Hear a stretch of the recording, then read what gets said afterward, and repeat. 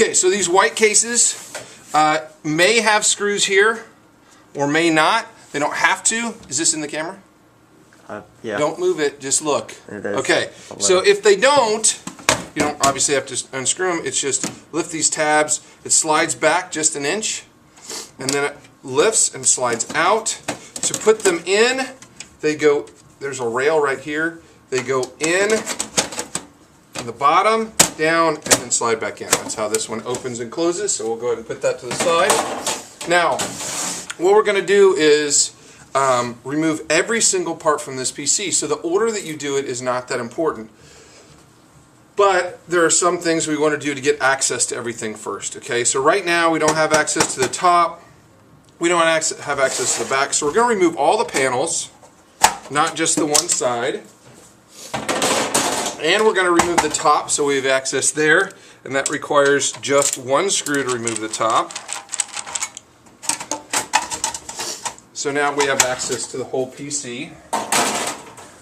They're really dirty. We're going to clean off all the parts as we go. I'm not going to do that right now just because I don't want the sound of the fan in the video, and that doesn't have a pause feature. So we've got a bunch of stuff in the way here. The first thing to get out of the way and the easiest thing is this hard drive.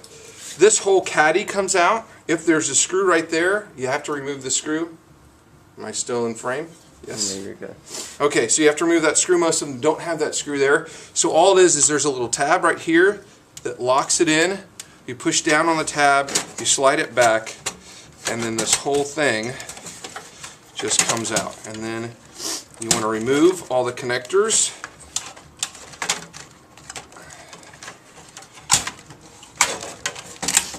And take that and put that out of your way. Okay? Now we're removing everything.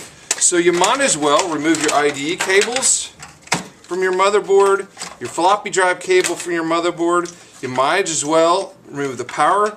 Look at the little clip. You have to push on the clip to pull it. Do you see the clip I'm squeezing?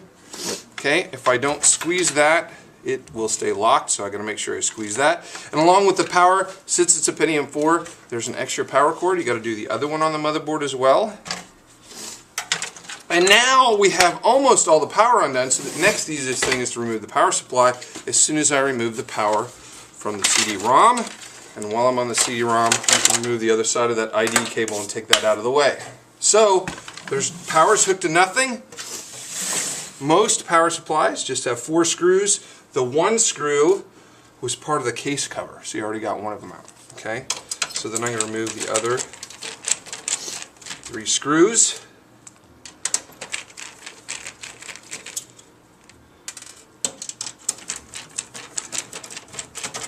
And you'll see as I do this, I get more and more room. This slides just forward a little bit, and then it slides right out the top.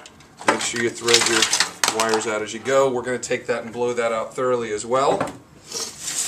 Other things that we can remove, we can get our CD-ROM out of here. These are slightly different screws. All these case screws are standard size. They usually have the hex top on them. They don't always, but they usually do. The CD-ROM screw is slightly smaller. Okay, so you might want to put that in a separate pile. The hard drive screws are standard case screws. If you put one of these CD-ROM screws in a hard drive, it's not going to hold, it's just going to spin free. Okay, so CD-ROMs and the motherboard are the only 2 screws that might be different sizes. All the other screws are the same size.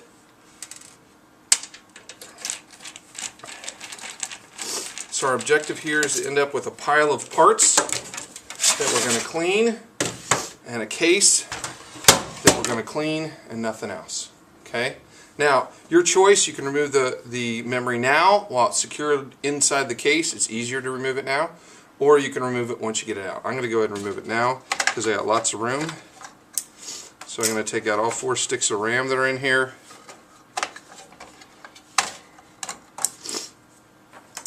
And now I'm going to remove the motherboard connectors. I have a couple connectors in here. I have this rear fan connector that's connected to the motherboard. I'm going to go and get that out of the way. I've got these thick ones right here. Those are my USB connectors to connect up this front side USB here on the case. Those just get pulled out.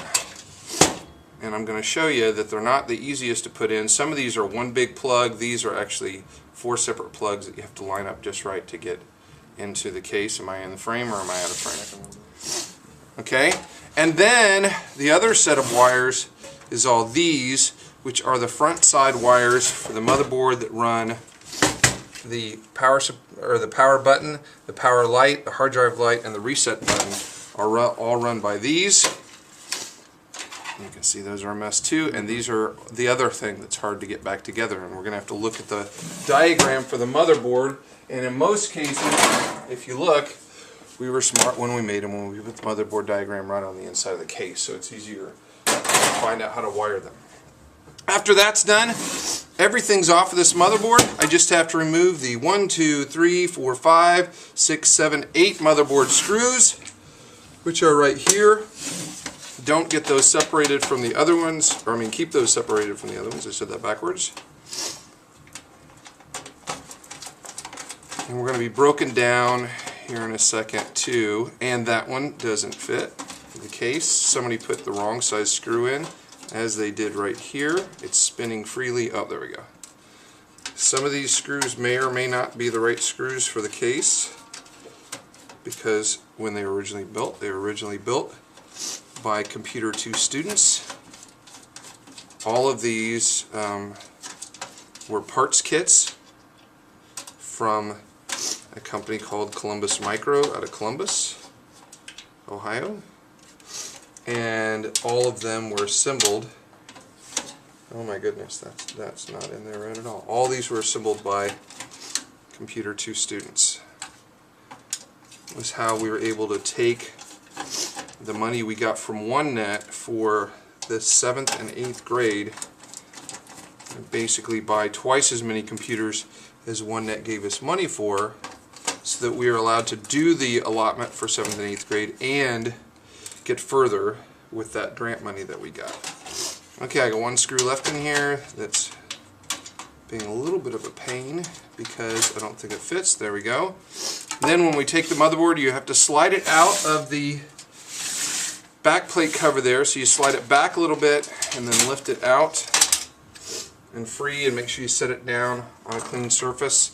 And now the only thing I have left is this cover, which would come with the motherboard. It would not come with the case, right? It matches the motherboard. So now I've got a completely empty, really dirty case, and I've got all my parts laid out on my desk. I'm going to blow this all out, clean this all out real good, and then before we start putting it together, I'm going to inspect all your stuff, and then we'll do the reverse process. Turn it off.